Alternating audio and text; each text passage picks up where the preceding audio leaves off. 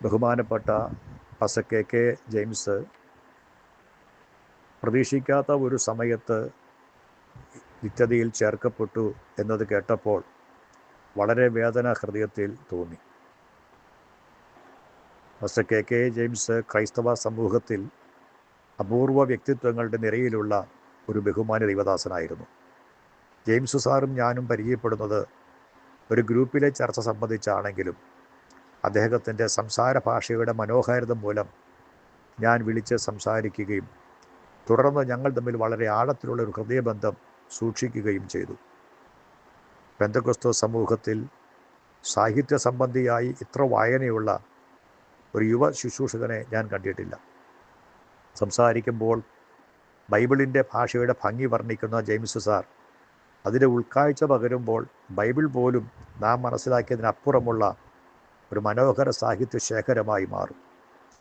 വിശ്വ സാഹിത്യത്തിലെയും മലയാള സാഹിത്യത്തിലെയും ഗ്രന്ഥങ്ങളുടെ വായനയിലൂടെ താൻ സ്വായത്തമാക്കിയ അറിവുകൾ നമ്മോട് പങ്കിടുമ്പോൾ നമ്മെ സാഹിത്യത്തിൻ്റെ അതുവരെ കാണാത്ത ഒരു തലത്തിലേക്ക് ആസ്വാദകനായി കൊണ്ടുപോകും. ഒരിക്കൽ കുറച്ചു നേരം നേരിൽ കണ്ട് സംസാരിച്ചു. സമകാലീന വിഷയ ചർച്ച പെട്ടെന്ന് സാഹിത്യത്തിലേക്ക് മാറി. ടോൾസ്റ്റോയും വിക്ടർ ഹ്യൂഗോയും പാസ്റ്റർനാക്കും ഷോൾസ്റ്റൈനും ഷേക്സ്പിയറും ഷായും തുടങ്ങി നമ്മുടെ സാഹിത്യ കുലപതിമാരുടെ രചനകളും ചർച്ചയിലെത്തി.